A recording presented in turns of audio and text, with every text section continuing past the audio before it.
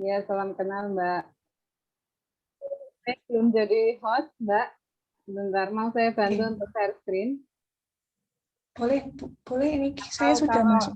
Mas, Iya, boleh dibantu? Ini saya masih susah ini masuk ini. mohon maaf karena laptopnya sedang bermasalah, jadi minta tolong di-share screen. Mbak siapa ya? Mbak Yani bisa ini apa menjadikan saya host. Iya, Saya Mbak. sudah masuk.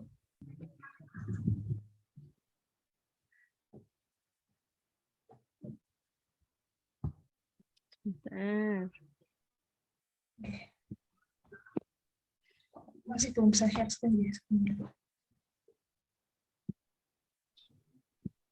Iya, hostnya pindah ke Mbak. Pindah ke Mbak Vicky malah. Kok jadi aku yang hostnya sekarang? Mau dipindah atau gimana? Oke, Pindah ke saya bisa Mbak. Ini Oke, kita coba. saya bisa bantu share screen. saya mah nggak jadi host ini, nggak bisa ini pindah. Oh, kalau Tadi sudah masuk jadi. mindahin ini ya, nggak bisa mindahin host ya? Iya, Mbak Bisa. Yani bisa Mbak Yani. Oh ini Mbak Yani sudah ya, sudah alhamdulillah sudah bisa. Monggo. Oke, bismillah.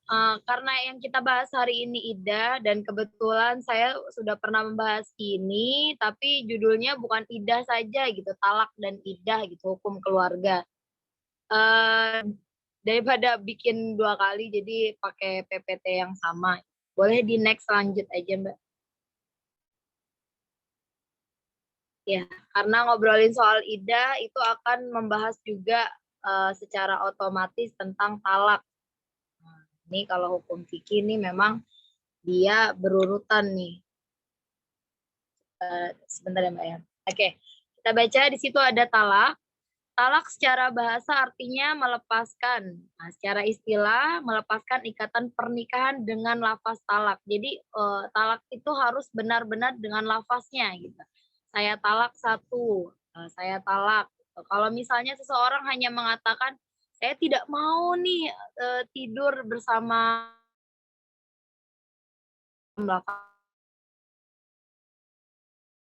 jelas talak. Kemudian hikmahnya kita kalau ngobrolin iddah harus kesini dulu ya Bu ya.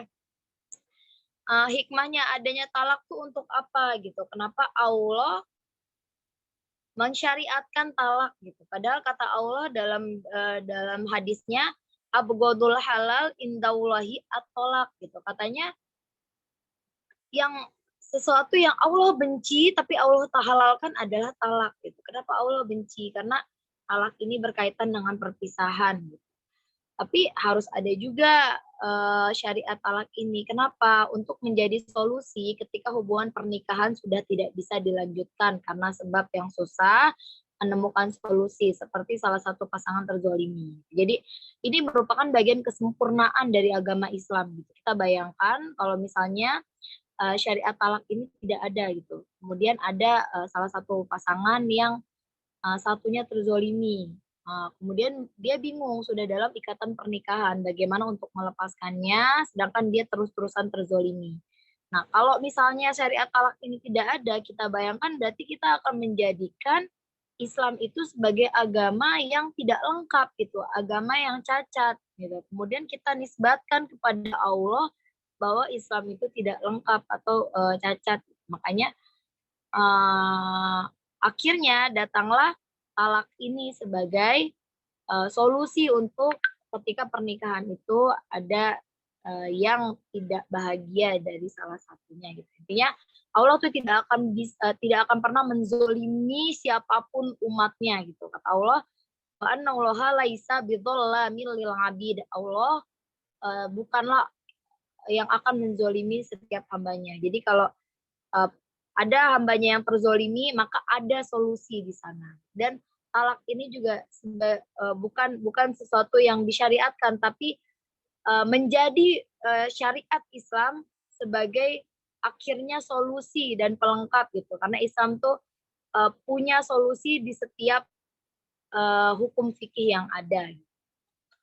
Kemudian talak itu ada di pihak laki-laki dan setiap laki-laki itu mempunyai kesempatan 3 kali talak. Dalilnya ada at-thalaqu marratan, dikatakan bahwasanya talak itu 2 kali.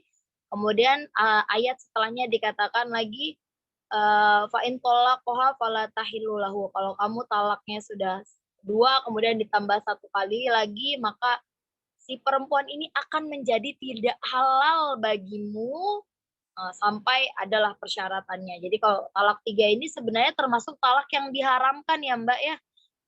Di Indonesia nih sudah menjadi lagu, sudah menjadi booming kata-kata talak 3. Padahal talak 3 ini dalam dalam Islam sendiri itu masuk kategori yang tidak diperbolehkan karena akan sulit nanti takutnya si suami ternyata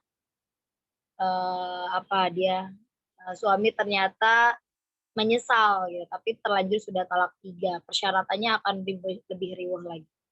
Kemudian syarat talak di situ ada dikatakan yang pertama mukallaf. Mukallaf artinya dia sudah terbebani oleh syariat, sudah dewasa. Maka talak yang berasal dari anak kecil, orang gila itu semua tidak terhitungkan. Jadi kalau misalnya ada orang gila ternyata dia punya istri mentalak istrinya, ya nggak bisa gitu karena mereka bukan mukallaf, hilang akal mereka. Ada 3 orang ya, gila, kecil, tidur. Ini ada hadisnya Rufi al-Qalam anis salasah. Orang 3 ini ketika anak kecil, orang gila, kemudian orang yang sedang tidur, ketika melakukan kesalahan, kemudian dihukum oleh syariat, mereka terlepas dari hukuman itu karena termasuk orang-orang yang tidak sadar atau hilang akalnya. Tapi di sini dikecualikan orang yang mabuk ketika mentalak istrinya dia tetap jatuh talaknya. Kenapa? Karena mabuk ini pilihan. Orang mabuk memang hilang akalnya, tapi dia bisa memilih untuk tidak mabuk. Jadi ketika dia mabuk, kemudian dia mentalak istrinya maka jatuh.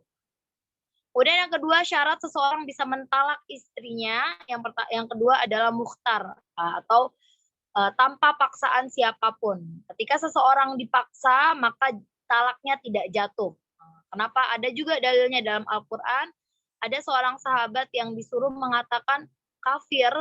Kalau misalnya dia tidak bilang dia kafir, maka dia akan terbunuh. Akhirnya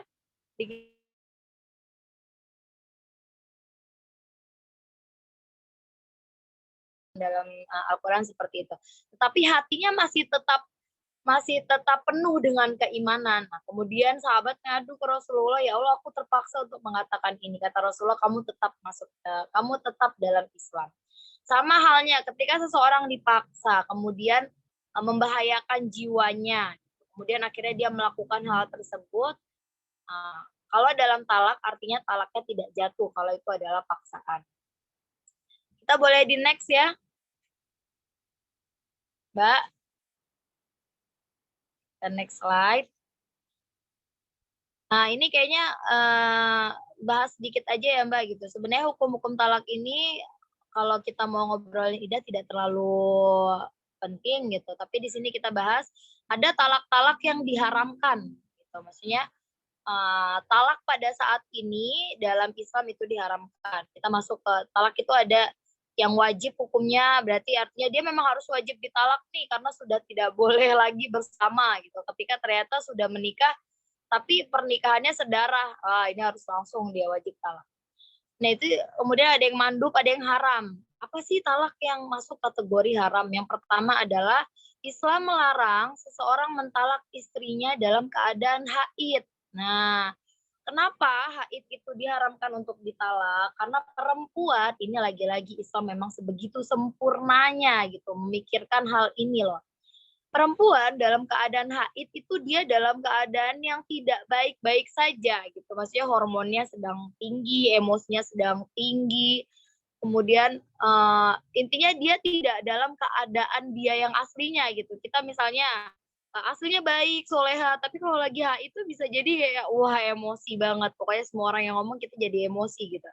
Nah, pada saat ini kenapa Islam mengharamkan gitu? Khawatir gitu. Memang istri tuh lagi ngeselinnya nih pas lagi haid gitu. Kemudian suami langsung mentalak istrinya saat haid, kemudian selesai HI ternyata istrinya kembali lagi menjadi perempuan yang normal, baik hati, soleha, akhirnya dia menyesal gitu. Makanya akhirnya diharamkanlah menalak seorang istri saat haid karena saat itu sedang tidak dalam keadaan yang dia tuh normal.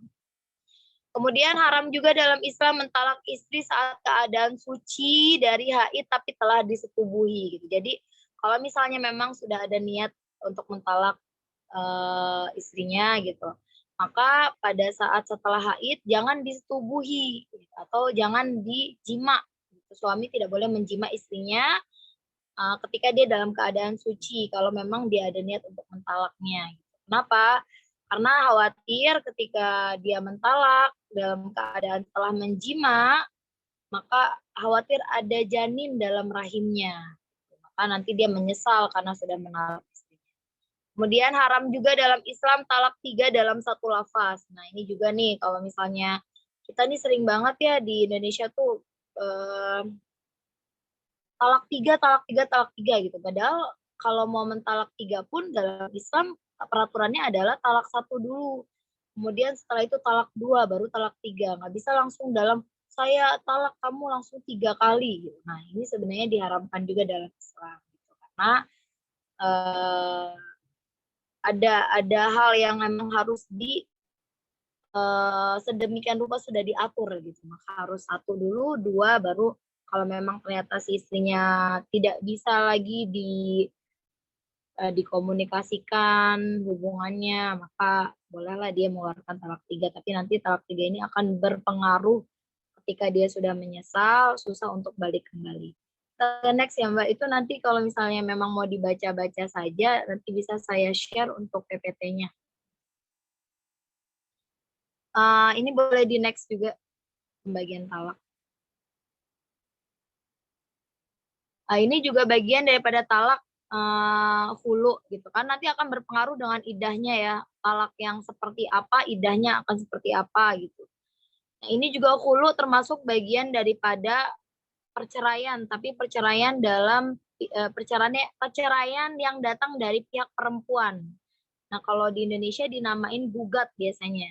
Jadi sebenarnya perempuan itu tidak punya hak untuk bercerai, tapi lagi-lagi Islam itu adalah agama yang sudah begitu komplit, yang laisa bidzolamil lil abid, yang tidak akan pernah menzalimi siapapun gitu. Jadi ketika misalnya laki-laki punya hak untuk menceraikan, perempuan juga ketika sudah terzolimi, maka dia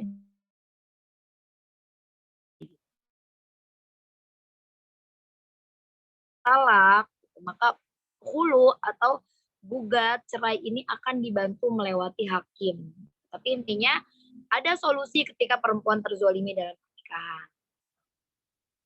Perceraian yang datang dari pihak perempuan dengan syarat-syarat pengganti. Nah, nanti kalau ada hulu ini, dia kemungkinan besar akan dimintakan pengganti karena tadi perempuan tidak memiliki hak untuk menyeraikan, maka ketika dia menyeraikan suaminya, dibantu oleh hakim, ada uang yang harus dibayarkan di sana. Tapi lagi-lagi, hakim pun adil gitu. Ketika misalnya perceraian yang terjadi atau gugatan yang tertera adalah gugatan karena si suami tidak memberikan hak secara materi selama berapa bulan gitu, atau selama 1 tahun 2 tahun ternyata tidak ada uang bulanan gitu. Ini juga akan diperhitungkan gitu.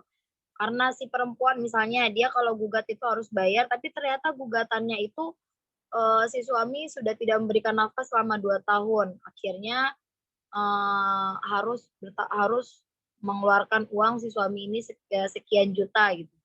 Yang ada nanti bukan perempuan yang bayar, bisa jadi malah si laki-lakinya itu yang bayar karena tergugat tidak menafkahi gitu. Jadi intinya permasalahan uang ini, ganti uang ini bisa jadi tidak ada untuk pihak perempuan kalau misalnya gugatannya itu berkaitan dengan nafkah gitu. Atau misalnya kalau misalnya karena KDRT dan lain-lain, bisa jadi si perempuan masih tetap membayarkan, tapi ini urusan hakim gitu, masalah bayar atau tidak membayar.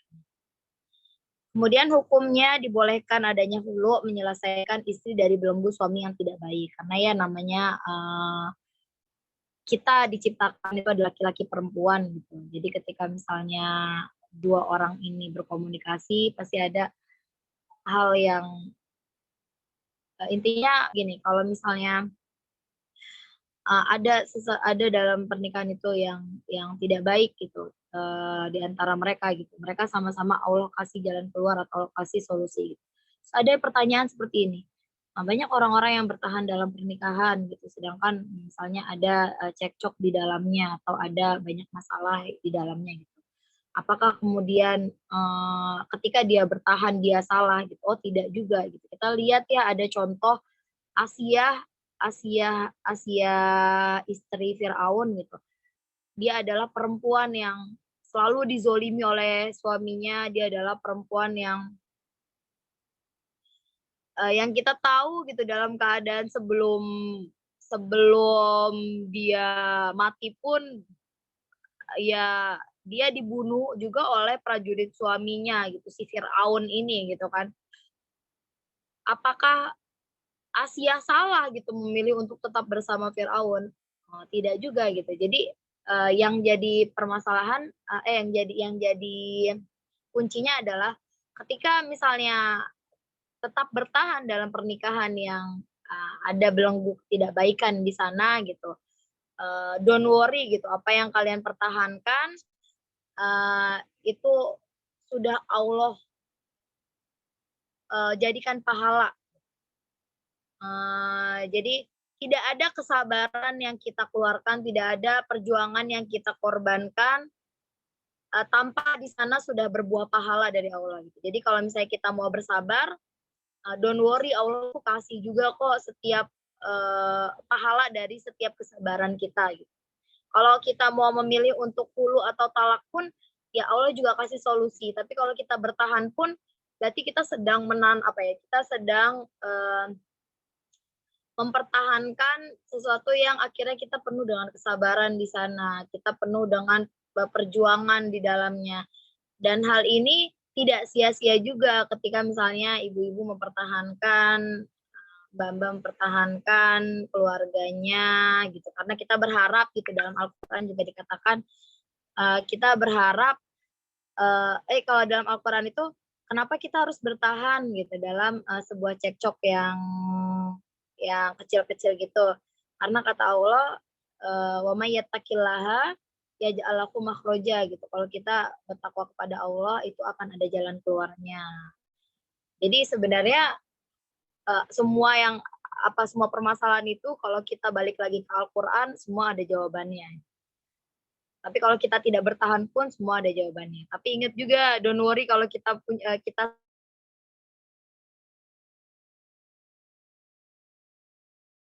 yang kita pertahankan, semua kesabaran dan perjuangan kita itu tidak ada yang sia-sia.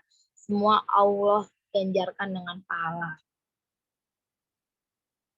Oke, kita boleh next ya Mbak. Jadi hulu ini adalah perceraian dari pihak perempuan. Nah, akibat dari hulu, nah ini berakibat dari karena perempuan yang menggugat, maka dia terbebas dari asar. Bisa ke tadi. Karena perempuan yang menggugat, maka dia terbebas dari asar perceraian atau tidak memiliki iddah. Nah, jadi dalam hulu itu, karena dia yang menggugat, maka perempuan tidak memiliki iddah. Iddah ini kan masa tunggu untuk suami bisa merujuk dia kembali gitu. Jadi kalau hulu artinya si perempuannya ini memang tidak mau lagi dirujuk gitu kan. Nah, makanya dia tidak memiliki iddah dan diputuskan langsung oleh pengadilan gitu. Saya sudah selesai gitu. Gugatan cerai diterima gitu. Sudahlah dia bercerai gitu. Maka dia sudah tidak punya iddah lagi mutlak dan tidak ada kesempatan dia untuk rujuk kembali. Nanti kalau kita bahas soal iddah karena nanti ada kalau dalam penungguan masa iddah dia masih talak 1 dan talak 2 dia masih boleh rujuk tanpa harus ada pernikahan dan akad baru. Tapi kalau dia gugat cerai atau pihak perempuan yang menggugat atau hulu dalam Islam dinamakan, maka tidak ada kesempatan lagi untuk suami merujuk si perempuannya karena memang perempuannya sudah menyatakan tidak ingin dirujuk. Kecuali jika ingin rujuk maka dengan menikah akad baru. Jadi kalau misalnya hari ini ternyata tergugat, ternyata sebulan lagi si istrinya pengen balik ke suaminya pun pengen balik lagi ke istrinya. karena hulu, maka dia harus menikah lagi dengan akad baru dan pernikahan yang baru. Padahal kalau misalnya talaknya datang dari suami, maka ya tinggal rujuk aja tanpa harus ada pernikahan atau akad baru lagi karena masih dalam masa iddah. Tapi kalau hulu ini tidak ada iddah. Cuma untuk istibro atau memastikan tidak ada janin gitu, tetap sekalipun perceraiannya ini lewat gugat atau lewat hulu gitu. Untuk si perempuan menikah lagi gitu, karena kan syarat untuk menikah lagi setelah perceraian adalah selesainya masa iddah gitu. Sedangkan perempuan yang hulu itu tidak memiliki masa iddah gitu kan. Perempuan yang hulu tidak memiliki masa iddah. Apakah dia boleh setelah perceraian besoknya langsung menikah? Oh, tidak gitu. Karena lagi-lagi ulama memikirkan ada di sana istibro namanya, memastikan tidak ada janin. Karena kalau langsung menikah kemudian ternyata terbukti dia hamil, kita nggak tahu nih dari bapak yang mana, yang baru atau yang lamakah. Akhirnya ulama berpendapat, gitu di sini ada 2 pendapat. Jumhur mengatakan untuk memastikan tidak ada janin, seseorang yang perempuan yang hulu, maka dia harus tetap iddah 3 kali quru atau menunggu 3 kali haid. Kemudian yang kedua, ada juga yang mengatakan cukup baginya untuk menunggu 1 kali haid. Jadi untuk apa? Untuk mengetahui agar tidak ada janin di dalam rahimnya. Gitu. Karena kan salah satu tujuan iddah adalah mengetahui ada janin atau tidak di dalam rahim seorang perempuan. Boleh di next, Mbak? Oke, ini adalah rujuk. Sebenarnya kita nggak usah bahas, tapi boleh dibaca aja ya. Kalau rujuk itu bukan talak 3, karena kalau talak 3 akan susah banget untuk rujuk. Nanti kita akan bahas bagaimana cara orang yang mau rujuk tapi dia masuk dalam talak 3. Yang kedua, talak yang diajukan setelah melakukan jima. Jadi kalau misalnya dia dalam keadaan suci perempuannya, kemudian dijima dengan suaminya, tiba-tiba setelah menjima istrinya, jima itu adalah bersetubuh ya Bu. Ketika setelah dia menjima istrinya, kemudian dia menceraikan istrinya, nah ini dia dalam keadaan boleh rujuk gitu, karena ya tadi sebenarnya tidak boleh gitu seseorang ditalak dalam keadaan dia telah menjimanya. Kemudian yang ketiga bukan talak dengan tebusan, bukan hulu. Karena kalau hulu tadi tidak ada kesempatan untuk rujuk kembali. Rujuk dilakukan sebelum selesai. Ya ini jelas ya, kalau misalnya dalam masa iddah, dia keadaannya talak 1 dan talak 2, maka simple aja dia mau rujuk kapanpun, misalnya hari ini dia mentalak nih suami, kemudian setelah sebulan ternyata dia menyesal suaminya gitu, istrinya masih dalam keadaan masa iddah, ya udah tinggal bilang saya mau merujuk kamu, ya perkaranya sudah selesai, dia bisa rujuk kembali tanpa harus ada pernikahan baru, tanpa harus ada akad baru. Karena tadi talaknya hanya talak 1 dan talak 2. Jadi masa iddah itu adalah masa penungguan di mana si suami atau si istri masih bisa berubah pikiran di sana. Tapi kalau udah selesai iddah berarti dia seperti orang lain lagi. Kalau mau rujuk ya harus nikah lagi, akad lagi. Yang ditalak masih halal untuknya, tidak murtad. Kalau misalnya ternyata istrinya setelah ditalak menjadi Kristen, atau istrinya setelah ditalak menjadi Yahudi, atau menjadi, intinya kita beda agama lah, maka ya nggak bisa juga dirujuk karena sudah beda agama. Harus jelas istri yang dirujuknya. Ini kalau misalnya dia punya istri banyak, ini nggak boleh juga menceraikan, saya ceraiin deh 1 di antara kalian. Bisa, kalau mau cerai ya jelasin mau yang mana yang diceraiin, atau kalau mau rujuk juga dijelaskan yang mana yang mau dirujuk. Ini untuk istri yang lebih dari 1. Serem ya Bu ya ngomongin kayak ginian. Nah, tapi ini ngomongin berdasarkan buku aja ya. Boleh di next Bu.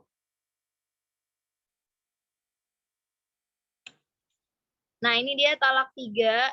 Kita bacain aja ketika hukum talak 3 termasuk talak bain kubro. Pasangan tidak bisa lagi balik kecuali dengan 5 syarat di bawah ini. Talak 3 itu ada dalam Al-Quran. Fa'in tolaqoha fala tahillu lahu hatta tankiha zaujan ghairuh. Dia tidak halal baginya sampai dia menikah lagi dengan orang lain. Coba kita lihat.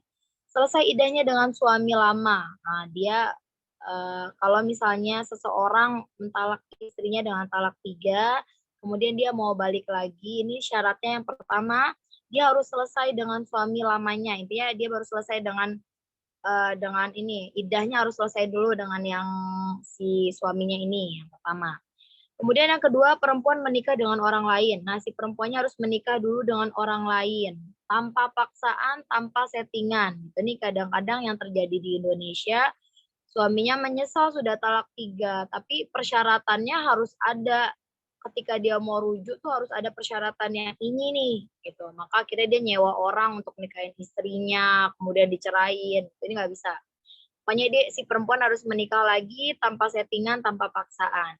Yang ketiga sudah jima dengan suami barunya, menikah dengan dengan orang lain, kemudian sudah melakukan hubungan tubuh juga dengan suami barunya, kemudian cerai dengan suami baru tanpa settingan. Nah, kemudian memang mungkin ada masalah atau ada apa, akhirnya cerai dengan suami barunya dikarenakan talak atau fase atau meninggal suami yang barunya.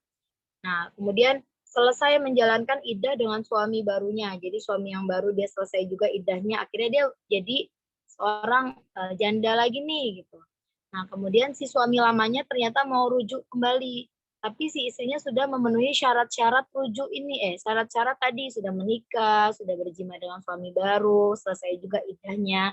Suami yang lama mau merujuk dia kembali, ini baru boleh. Tapi ribet gitu. Saya kayak nggak semudah ketika seorang hanya talak 1 dan talak 2. Maka talak 3 ini sebenarnya tidak dianjurkan dalam Islam. Maksudnya tidak diperbolehkan gitu, seemosi apapun, kalau bisa jangan sampai terucap talak 3. Kemudian boleh di next, Mbak. Kayaknya udah iddah di setelah ini. Nah, ini dia masuk ke dalam iddah. Iddah, nah, tadi kita udah bahas ya, berarti talak itu, iddah berkaitan dengan talak. Karena iddah ini adalah masa menunggu perempuan setelah melakukan perceraian dengan suaminya. Nah, tadi juga talak sudah kita bahas, ada talak yang pertama, tadi talak dari pihak suami, kemudian ada juga talak dari pihak istri. Nah, sekarang kita baca iddah waktu menunggu seorang perempuan setelah talak untuk mengetahui kekosongan rahimnya, atau untuk ta'abud, atau untuk menjaga marwah keluarganya. Nah, ini banyak banget nih ataunya.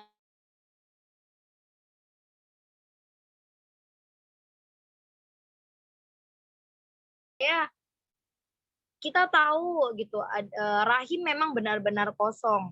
Karena kebayang ketika misalnya tidak ada syariat iddah. Kemudian seseorang bercerai, menikah lagi dengan laki-laki lain. Ternyata diketahui perempuan ini hamil gitu. Tapi kita tidak tahu karena dia sudah menikah lagi dengan suami barunya, sehingga kebingungan apakah anak ini dari suami yang lama atau anak ini dari suami yang baru. Maka adalah syariat iddah ini disyariatkan dalam Islam untuk itu, untuk supaya tidak ada nasab-nasab yang akhirnya abu-abu. Jelas setelah bercerai, perempuan menunggu 3 kali haid, karena sudah dipastikan kalau 3 kali haid artinya dia tidak akan hamil. Tapi pertanyaannya nih, sekarang kan udah teknologi semakin maju gitu. Untuk mengetahui apakah ada janin dalam rahim perempuan itu sudah gampang ya, ada USG, kemudian ada ya banyaklah teknologi yang sudah bisa melihat apakah perut kita nih ada janinnya atau tidak gitu. Jadi sebenarnya kayak hari ini cerai juga kita bisa tahu apakah kosong atau tidaknya rahim seorang perempuan. Nah, terus apa gunanya iddah? Padahal kita sudah tahu bahwasanya kita tidak hamil gitu. Maksudnya si perempuan tidak hamil, maka apalagi gunanya iddah? Masih ini Mbak, masih sebelumnya. Maka gunanya adalah untuk ta'abud. Nah, ta'abud itu mengimani perintah. Karena dalam Al-Qur'an itu jelas gitu. Ada kata-kata wal mutallaqatu yatarabbasna bi anfusihinna. Atau misalnya awal mutallaqatu yatarabbasna bi anfusihinna salah satu kuru. Itu ada pembahasan tentang orang-orang yang ditalak maka dia menunggu 3 quru. Ada juga walladzi yutawaffawna minkum gini, walladina yatawaffawna minkum wa yadaruna azwajan yatarabbasna bi anfusihinna arba'ata asyhuri wa asyra. Ketika ditinggal suaminya meninggal maka dia harus menunggu 4 bulan 10 hari. Nah, ini tuh ada semuanya dalam Al-Qur'an. Maka ketika sudah diperintahkan dalam Al-Qur'an, kita harus mengimani sekalipun ternyata alasannya misalnya kenapa adanya iddah untuk mengetahui kekosongan rahim. Alasannya sudah hilang. Tapi perintahnya itu dari Al-Qur'an, maka tetap harus kita jalankan sekalipun alasannya sudah hilang. Seperti contohnya mungkin kita bisa ambil ke contoh fikihnya ada ini sholat qashar dan jamak. Dulu ada sholat qashar sama jamak karena ketika perjalanan menempuh 85 km gitu kan. Itu ya perjalanan yang jauh. Mereka harus sehari 2 hari melakukan perjalanan itu. Maka mereka boleh sholat qashar dan jamak. Sekarang udah ada pesawat 1 jam 2 jam selesai perkara perjalanan 85 km itu bisa ditempuh 1 sampai 2 jam. Apakah lantas hilang sholat qashar dan jamaknya? Kan tidak, karena itu ada dalam Al-Qur'an. Nah, itu arti daripada ta'abud. Jadi kita mengimani perintah tanpa harus bertanya-tanya. Kalau ini sudah hilang, apakah perintahnya masih ada? Oh, tetap masih ada kalau itu berasal dari Al-Qur'an. Sama seperti halnya sholat maghrib 3 rakaat gitu. Kemudian apakah seiring berjalannya waktu, kemodernan, ada teknologi yang banyak ini, bisa kita ganti sholat maghrib menjadi 2, atau bisa kita ganti karena sekarang itu segalanya serba online, jadi waktu menjadi lebih luang, bolehlah sholat maghrib jadi 5 atau 7, enggak. Kita ta'abud, mengimani perintah. Gitu, itu arti ta'abud. Jadi iddah sekalipun misalnya alasan kekosongan rahimnya itu sudah hilang, tetap seseorang harus menjalankan iddah. Gitu. Untuk apa? Menjalankan perintah Allah. Dan yang selanjutnya juga untuk menjaga marwah keluarganya. Karena ketika seseorang itu menjalankan dia perempuan setelah dicerai, dia menunggu 3 quru atau menunggu sesuai dengan iddahnya masing-masing gitu. Maka pada hakikatnya dia sedang menjaga marwah keluarga suami, dia juga sedang menjaga marwah keluarga dia sendiri. Karena kalau dia langsung nikah gitu, ini kebayang orang-orang akan berpikir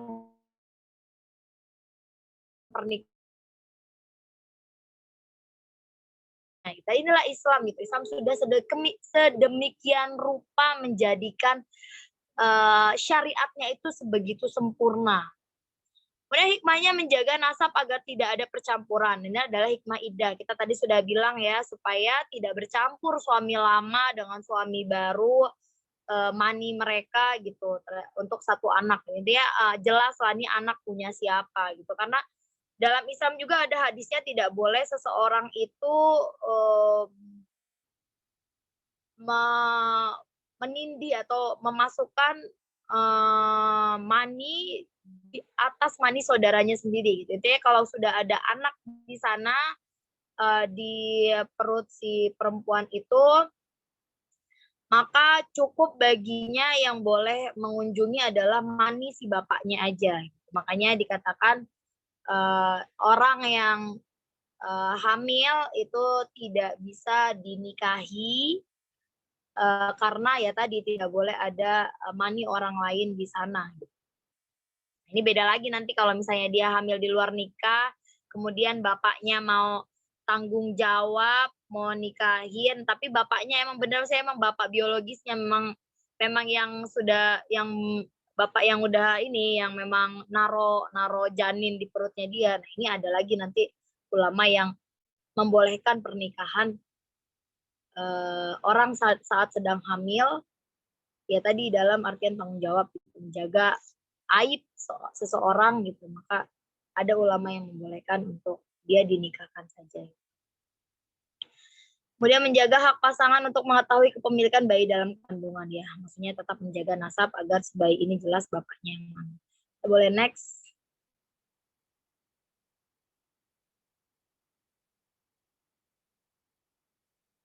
Nah, ini dia macam-macam iddah. Sebenarnya di sini sih kuncinya adalah iddah itu sebenarnya apakah sama semuanya 3 kali haid? Oh tidak, gitu. Semua berdasarkan kondisi perempuannya. Tuh. Ini ada yang pertama dibagi 2 kategori. Ketika dia menjalankan masa iddah karena suaminya meninggal. Kategori kedua ketika dia menjalankan masa iddah dalam keadaan suaminya masih hidup. Yang pertama, ketika dia menjalankan masa iddah dalam keadaan suaminya meninggal, yang pertama, jikalau istri dalam keadaan hamil, maka iddahnya sampai dia melahirkan anaknya. Dalilnya, wa ulatul ahmali ajalahunna ayyadhna hamlahun. Jadi kalau misalnya suami meninggal, istri dalam keadaan hamil, maka iddahnya atau selesainya dia selesai iddahnya, selesai menunggunya adalah sampai dia melahirkan anaknya. Kita kasihan juga kalau misalnya yang dari 1 bulan ternyata sudah meninggal gitu. Berarti akhirnya dia harus menunggu 9 bulan iddahnya selesai. Gitu. Dia baru boleh menikah lagi dengan yang lain. Kalau misalnya meninggalnya hari, misalnya, aduh ini. Sebentar, ada telepon. Enggak, aku ceramah. Ngasih materi. Materi tentang apa dari sekolah? Oke. Kalau misalnya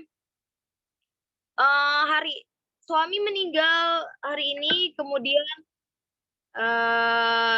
istrinya besoknya melahirkan gitu. Wah, lah iddahnya sudah selesai dong, baru sehari udah selesai iddahnya gitu. Nah, kalau ini ulama berbeda pendapat. Ada pendapat yang pertama mengatakan iya sudah selesai iddahnya setelah sehari itu.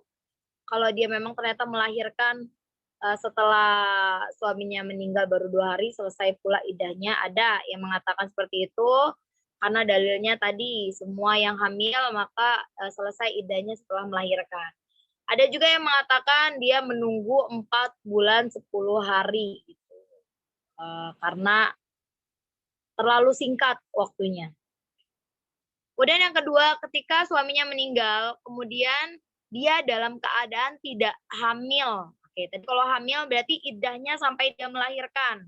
Oke, setelah dia melahirkan terserah dia mau nikah lagi juga nggak apa-apa, dia mau keluar juga nggak apa-apa. Ini berpengaruh dari gerak-gerik si perempuan. Karena kalau perempuan dalam masa iddah, maka dia harus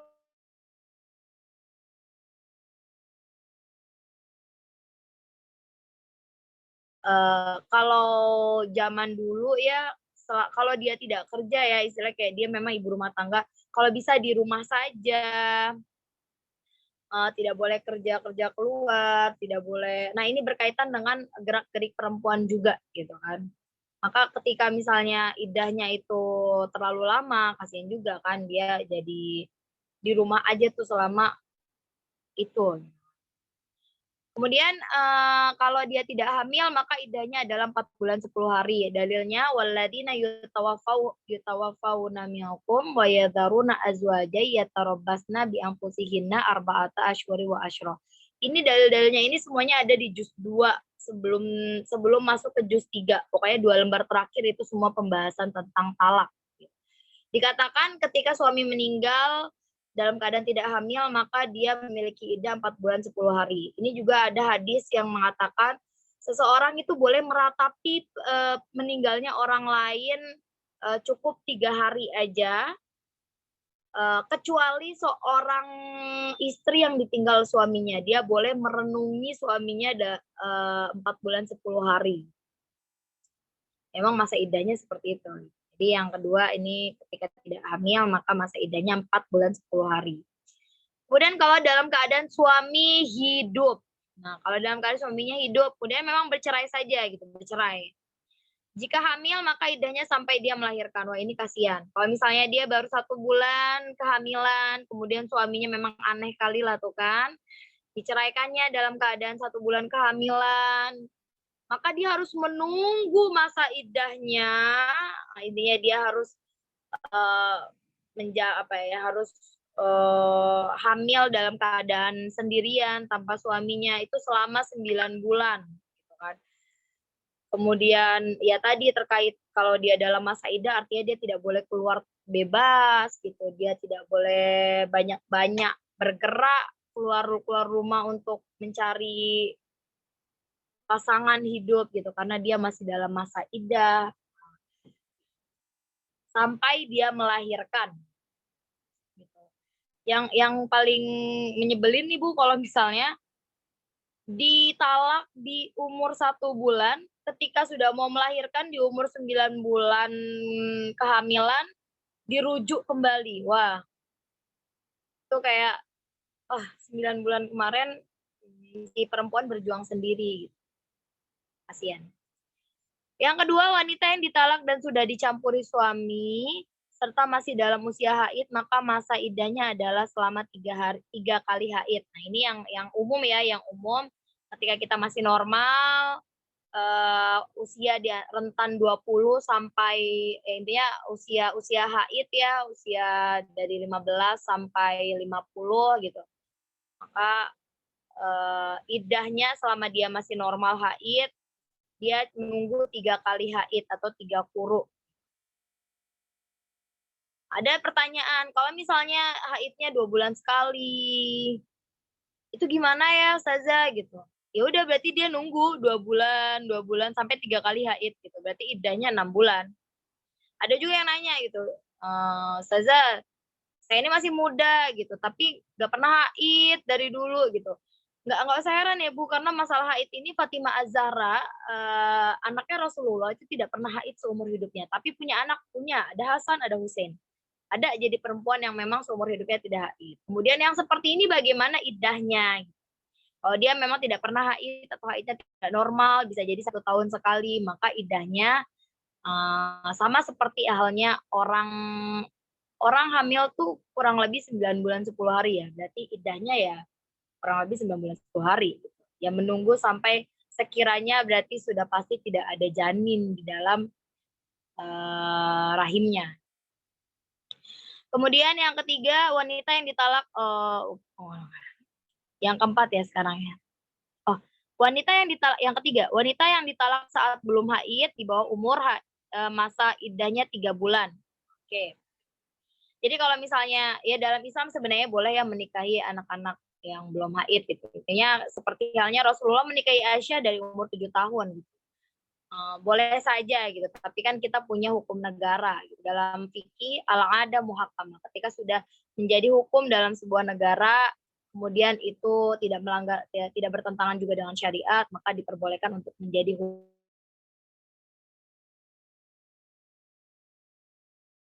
anak di bawah tahun ya kita ikutin apa yang sudah menjadi peraturan.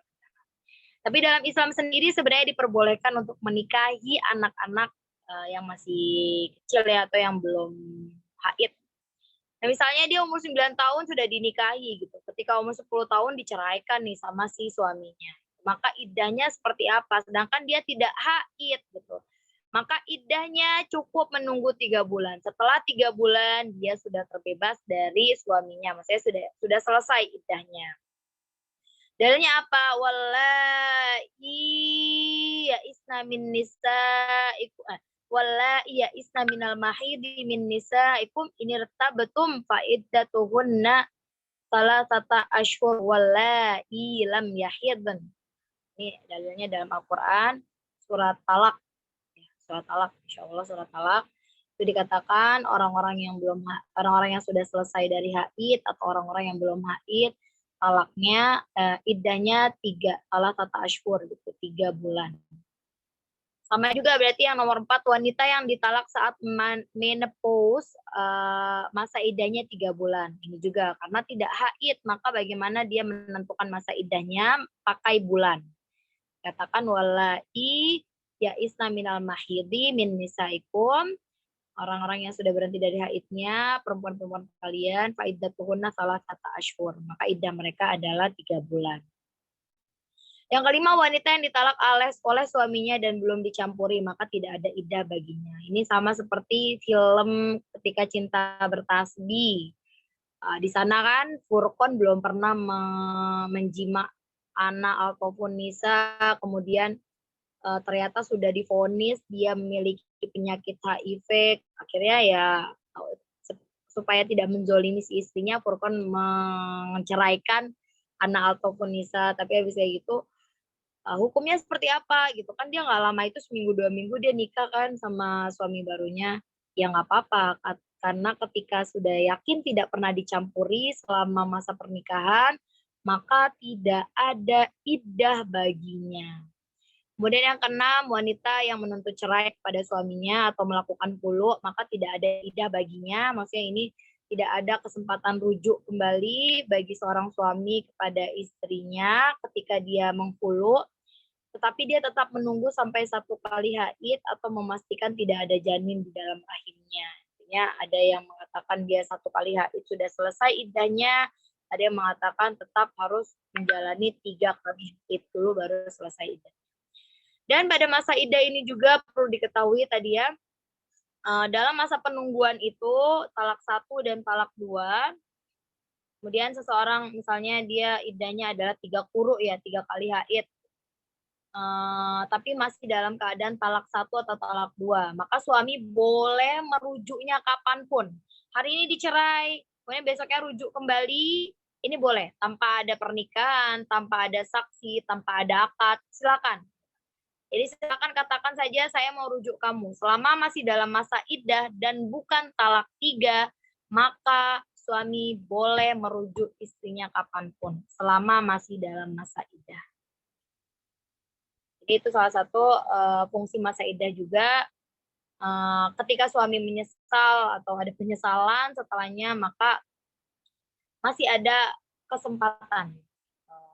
Itu yang berkaitan tentang iddah gitu. Lagi-lagi talak, khulu, iddah, semuanya ini adalah bagian daripada kesempurnaan Islam, karena bukan berarti Allah mensyariatkan artinya boleh digunakan atau boleh dipakai kapanpun gitu. Karena Allah menekankan syariat talak ini memang disyariatkan tapi dibenci juga oleh Allah. Artinya kalau memang masih bisa dipertahankan, lebih baik dipertahankan. Setiap apa yang kita sudah korbankan, setiap kesabaran yang kita sudah keluarkan, itu tidak ada yang tidak ada yang sia-sia, semuanya Allah ganjar dengan pahala. Itu saja yang bisa disampaikan. Untuk slide ini hampir semuanya saya ambil dari Al-Iqna, materi muqarrar tuh diktat ya, diktat kelas 3 Sanawi Ma'had Azhar Asyar. Oke, bisa dicukupkan ya untuk materi iddah sore hari ini.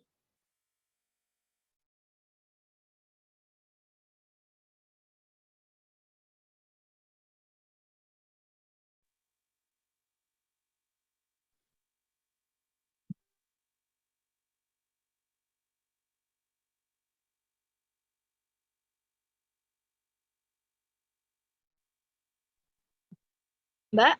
Monggo tadi Mbak siapa nggak yang mau buka? Mbak Rizky, putus ya Mbak ya? Oke, Mbak Amel, monggo. Jika peserta ada yang ditanyakan terkait dengan materi fikih masa iddah,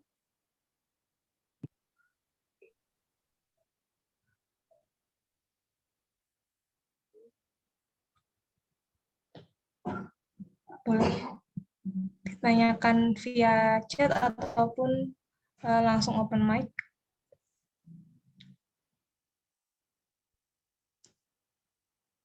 Ya, ada yang mau ditanyain nggak Mbak-Mbak? Ah, Makanya Mbak Suci, ini kebetulan di kampung ya, jadi ada kasus eh, seorang perempuan, jadi di kampung di saya masih saudara. Beliau itu sudah punya putra putri, sudah menikah sekitar mungkin 15-an tahun. Cuma tiba-tiba suaminya menghilang. Tiba-tiba suaminya menghilang ketika kerja jadi TKW lah seperti itu. Akhirnya karena dia butuh biaya ya, ditunggu setahun, 2 tahun, 3 tahun, 4 tahun. Akhirnya beliau memutuskan menikah lagi. Sudah menikah lagi, terus tiba-tiba suaminya pulang. Tiba-tiba suaminya pulang dan menganggap pernikahannya itu masih ada. Itu masuk kategori iddah yang bagian mana ya? Oke. Ini menarik banget nih. Ini juga berkaitan nanti dengan konsep hukum ya. Kalau misalnya permasalahan seperti ini, pernikahan yang memang resmi itu akan memudahkan si perempuan. Makanya dalam Islam kan diwanti-wanti sekali untuk tidak menikah siri gitu, menikah yang tidak melalui jalur hukum, karena nanti akan susah untuk dituntut sana sini. Kalau kasusnya seperti tadi gitu, misalnya si orang ini sudah hilang gitu, maksudnya hilang setahun 2 tahun tidak ada kabar, tidak memberikan nafkah dan intinya memang sudah menghilang gitu. Kalau pernikahannya ini adalah pernikahan yang jelas terdaftar dalam hukum, maka boleh si perempuan ini untuk mengajukan perceraian ke hakim. Gitu, maksudnya melewati pengadilan, jadi gugatan gitu. Karena apa? Nanti si hakim ini yang akan menentukan apakah si suaminya ini memang sudah tidak bisa dihubungi lagi atau memang sudah masuk kategori yang menzolimi si perempuan gitu, sampai akhirnya nanti keputusan hakim lah yang menjadikan perceraian itu terjadi. Jadi lagi-lagi dia bisa mengajukan gugat karena tadi misalnya sudah tidak dinafkahi, kemudian tidak jelas juga kepergiannya. Ya intinya dia lakukan hulu lah ya, dia melewati pengadilan gitu, kemudian pengadilan memutuskan, maka perceraian diputuskan oleh pengadilan. Ini diperbolehkan seperti ini. Kalau misalnya memang tidak ada kabar. Kalau misalnya yang menjadi masalah ketika pernikahannya ini tidak terdaftar dalam hukum gitu, artinya dia nikah siri. Maka ketika menzolimi ini terjadi, si suaminya pergi entah kemana, tidak ada kabar, tidak ada apapun lah. Kemudian dia sudah punya anak dan ya dia punya anak dari suami itu gitu. Lantas bagaimana dia harus berbuat? Gitu. Dia tidak bisa menuntut secara hukum. Nah, perceraian yang terjadi dengan pernikahan siri ini ya memang harus jelas lewat kata talak. Kalau suaminya menghilang dan tidak pernah mengucapkan kata talak, dia juga tidak bisa menggugat lewat hukum, ya udah maka akan selamanya si perempuan ini terikat oleh si suaminya. Sekalipun suaminya pergi bertahun-tahun, maka si perempuan ini tidak bisa menggugat perceraian. Kenapa? Karena dia tidak terdaftar dalam hukum gitu. Jadi ya udah dia akan terzolimi gitu. Ketika misalnya terjadi seperti tadi ya bertahun-tahun nggak pulang, gitu. Dia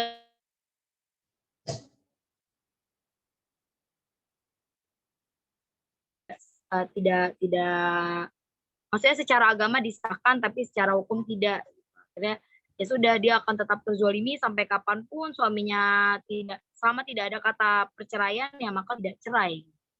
Nah itulah dia. Jadi kalau dia memutuskan sendiri ya jelas masih pernikahan ini masih ada ikatan pernikahan gitu. Karena perempuan itu tidak punya hak talak. Dia harus menggugat dulu. Ya, terima kasih Ustazah. Kasihan ya berarti. Iya, memang prinsip pernikahan negara dan prinsip pernikahan non negara seperti itu. Kalau dulu di zaman Rasul langsung ketemu Rasul selesai ya masalah kayak gitu. Kalau di kampung kan lebih banyak yang kayak gitu ya, siri atau ditangkap catatan khusus seperti itu. Tapi kalau diteruskan juga kasihan ya. Iya, ya, suaranya kecil ya, Mbak. Iya. Gimana, Mbak? Iya, iya. Enggak, cuma saya komentari aja, jadi kasihan gitu, misalkan kayak gitu kan dibawa ke ranah hukum juga nggak bisa, diteruskan juga dia terzolimi, sedangkan sebenarnya ada suami baru yang sudah agak lama menghandle anak-anaknya gitu. Ya saya kalau lihat cerita-cerita tetangga itu kasihan gitu. Apa tidak ada solusi ya selain membawa itu ke negara? Soalnya memang tidak ada catatan ya. Catatannya ya antar tetangga saja gitu. Jadi dulu yang membolehkan juga para keluarga besar, tetangga dan lain-lain karena sudah ditinggal sekitar mungkin hampir 10 tahun ya. Jadi seperti itu gitu. Jadi ya, kemarin pas ketemu berarti itu harus memang ya resiko nikah siri gitu, Bu. Iya. Jadi dengan suami baru berarti harus cerai dulu gitu ya. Terus balik dengan suami lama baru menggugatnya kemana ya? Tidak ada gugatan ya kalau misalnya, kan kalau misalnya seperti itu bisa ditanyakan ke ini Bu, ke ulama setempat baiknya seperti apa gitu, untuk masalah seperti ini. Iya. Ya, terima kasih. Nah, itulah maksudnya ya kenapa memang tidak boleh sekali gitu kita menikah tanpa menikah siri ya, maksudnya menikah siri itu nggak boleh karena akan merugikan si perempuannya. Kalau si laki-lakinya tidak tanggung jawab, dia tidak bisa menggugat dalam ranah hukum. Kemudian ketika misalnya ada pembagian harta pun dia tidak ada apa ya, tidak ada pegangan hukumnya gitu. Sedangkan kan pembagian warisan dan lain-lain itu memang melewati hukum juga kan. Sedangkan secara hukum negara dia tidak sah sebagai suami istri gitu. Jadi akan memberatkan dan akan merugikan perempuan ketika seseorang itu menikah tanpa melalui proses hukum. Dia tidak punya pegangan. Ya, terima kasih Ustazah. Saya kembalikan ke MC. Mbak Rizky izin tanya untuk Ustazah Vicky. Baik, Mbak Amel, monggo. Oke, Ustazah izin tanya Ustazah. Sebenarnya kalau dalam tadi penjelasan Ustazah kan menggugat cerai ini kan khulu maksudnya. Kalau dulu mungkin kisah-kisah sebelumnya atau di zaman Rasulullah Ustazah, jika ada laki-laki dan perempuan seperti itu suami istri, kasusnya misalnya tadi dia menikah dan mungkin tidak ada hukum negaranya atau terbukti dia menikah seperti itu, tetapi realnya memang dia tidak memenuhi nafkah lahir dan batin seperti itu Ustazah. Sebenarnya kalau Islam sendiri menyikapi hal begini bagaimana ya Ustazah? Kalau tadi kan kalau dia memang ada di negara hukum dia bisa khulu seperti itu. Tetapi kalau misalnya dia tidak di negara hukum Ustazah, artinya ini baiknya ini si perempuan bagaimana Ustazah? Bukan berarti negara hukum tuh yang seperti kita aja. Jadi zaman Rasulullah pun memang kita ada khalifah juga gitu. Jadi memang tidak terlepas dari politik gitu. Intinya memang diakui oleh setempat gitu, bukan yang nikah sir. Nikah sir itu artinya dia nikah yang dirahasia-rahasiakan. Ya kalau misalnya tidak ada nafkah lahir dan batin ya tetap bisa, pasti dalam satu kaum itu ada pemimpinnya gitu, ada pemimpinnya. Maka pemimpinnya itu yang nanti dia yang berperan sebagai hakim.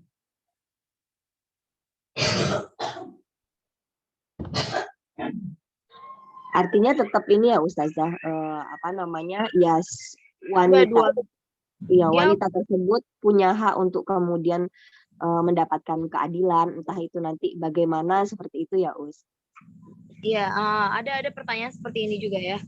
Kemarin ada orang bilang dia itu sudah 2 tahun ditinggalkan suaminya, kemudian akhirnya dia meminta cerai oleh suaminya di tahun kedua. Berarti ini memang diceraikan sih, memang suaminya mengucapkan kata talak di tahun kedua. Cuma setelah itu dia tanya, apakah saya wajib menjalankan iddah gitu, sedangkan saya sudah tidak berkumpul dengan suami saya selama 2 tahun. Ya kalau masalah seperti ini jelas ya dia tetap harus iddah gitu, karena tadi iddah bukan masalah kekosongan rahim, tapi masalah kita mengimani perintah Allah yang ada dalam Al-Quran. Kalau tadi seperti tadi, memang solusinya ya dibawa ke ke ranah hakim gitu. Memang tidak bisa kita putuskan sendiri, atau bisa dibawa ke ulama setempat, kemudian nanti biarkan ulama ini yang nantinya membawa atau menemani untuk kasus tersebut. Gitu. Intinya bisa aja gitu. Ketika dia sudah merasa terzolimi, ya silakan si perempuan menggugat. Nanti ya biarkan pengadilan yang akhirnya menceraikan. Memang itulah tadi kan adanya syariat hulu ini ya untuk memberikan hak kepada perempuan ketika dia terzolimi dalam pernikahan. Dia termasuk hak perempuan ketika terzolimi adalah ketika dia sudah tidak dapat nafkah lagi secara lahir ataupun batin, ini masuk ke dalam hak yang sudah dizolimi. Maka pada saat inilah si perempuan bisa menggugat. Ini adalah solusi sebenarnya. Nah, itu sih. Baik Ustazah, matur nuwun jazakillah. Assalamualaikum Mbak Rizky, saya ingin bertanya kepada Ustazah. Suara saya terdengar? Iya, Ya. Selamat sore Ustazah, saya ingin bertanya. Ketika suami sudah mentalak istri, tapi dalam negara kita kan negara hukum dan itu belum diputuskan gitu ya, belum diputuskan di pengadilan. Nah, itu apakah bagaimana sebaiknya tempat tinggalnya? Apakah setelah talak itu langsung berpisah rumah seperti itu? Karena kalau hanya berpisah ranjang gitu ya, biasanya akan terjadi kezoliman-kezoliman yang itu juga tidak baik untuk kehidupan anak-anak dan keluarga seperti itu. Nah, sebaiknya seperti apa Ustazah? Iya, terima kasih untuk pertanyaannya Mbak Siti Maroah gitu. Tadi kalau misalnya sudah talak satu, kalau misalnya talak 1 dan talak 2, memang si perempuan dan anak-anak ini masih tinggal berbarengan oleh suami boleh, atau tinggal bersama ibunya suami juga boleh gitu, atau tinggal di rumah ibunya sendiri pun atas izin suaminya yang ini ya, yang masih sah ini sudah diizinkan, itu juga boleh. Jadi talak 1 dan talak 2 dia masih boleh satu rumah bareng, dia boleh di rumah ibu suami, boleh di rumah dia sendiri dengan izin suaminya, karena talak 1 dan talak 2 selama dia masih dalam masa iddah, maka status mereka masih suami istri. Dan untuk permasalahan talak tidak perlu dibawa ke ranah hukum, karena memang laki-laki memiliki hak talak. Jadi ranah hukum ini untuk nantinya kalau misalnya memang perlu untuk tanda tangan dan lain-lain agar misalnya tidak terjadi nanti ungkit harta dan lain-lain, maka ya silahkan bawa. Tapi kalau misalnya laki-laki sudah mentalak istrinya tanpa perlu ranah hukum, dia sudah jatuh talaknya. Jadi cukup dia ngomong tuh udah jatuh talaknya. Ya, tadi kalau rumah dia boleh memilih dimanapun atas izin suaminya, karena talak 1 dan talak 2 dia masih berstatus suami istri. Suami masih boleh rujuk dia dalam keadaan masa iddah. Kapanpun suami mau menjima istrinya pun masih diperbolehkan. Tapi kalau sudah talak 3, maka tidak boleh serumah. Harus pisah. Baik Ustazah, terima kasih atas jawabannya. Ini ada. Terima kasih. Maroah, apakah ada pertanyaan? Jadi ada yang masih ini nggak, masih belum pahami gitu.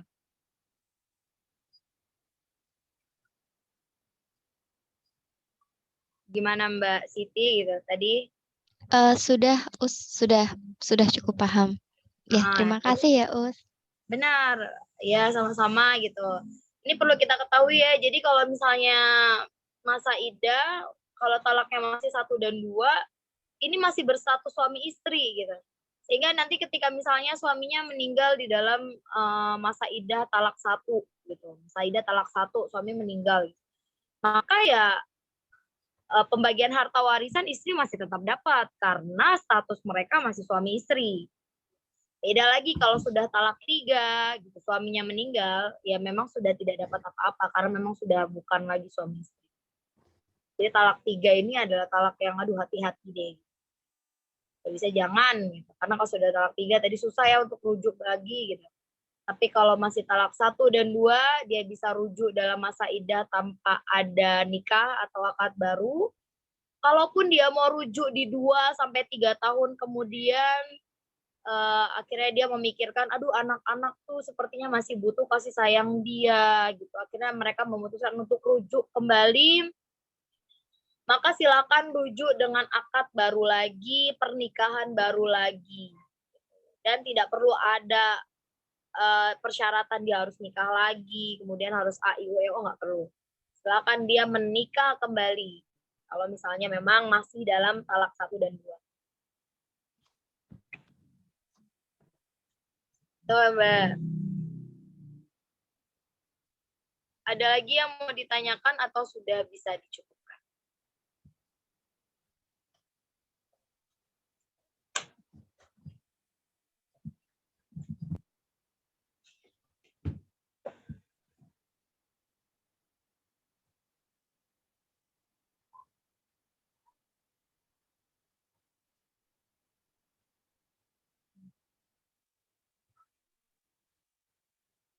Mbak, gimana? Mbak, ini semuanya ini Mbak, maksudnya tergabung dalam satu universitas atau bagaimana bisa ada perkumpulan kajian bulanan ini? Iya, kita satu universitas, ada yang satu universitas dan ada yang di luar juga sih. Oh gitu. Iya, Masya Allah ya, maksudnya rajin ya, 1 bulan 1 kali. Penting banget nih memang untuk nyari ilmu tuh nggak boleh putus sekalipun umur sudah menua.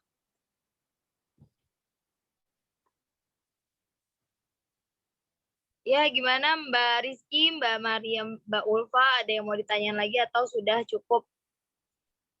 Apa ya kalau sudah cukup?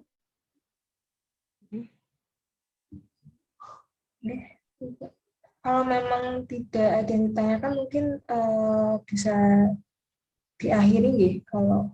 Oke. Ini terima kasih semuanya. Semoga apa yang disampaikan tadi bisa menambahkan insight baru untuk kita semua juga. Wallahu a'lam bishawab. Allah yang Maha mengetahui segala sesuatunya. Apa yang saya sampaikan tadi berdasarkan apa yang saya baca di buku. Semoga berkenan dan bisa dipahami oleh semuanya. Terima kasih sudah menyempatkan hadir juga untuk sore hari ini. Terima kasih. Nanti untuk PPT bisa saya share lah ya, untuk boleh dibaca juga. Ini bebas aja lah, siapa aja yang mau, tidak ada hak cipta di sini. Terima kasih juga. Salam kenal semuanya. Jazakillah khair. Dengan salam. Assalamualaikum warahmatullahi wabarakatuh.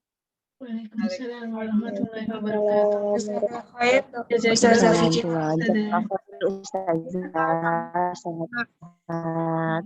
semuanya. Ibu-ibu pamit dulu. Jazakallah khair Ustazah. Ya, iya.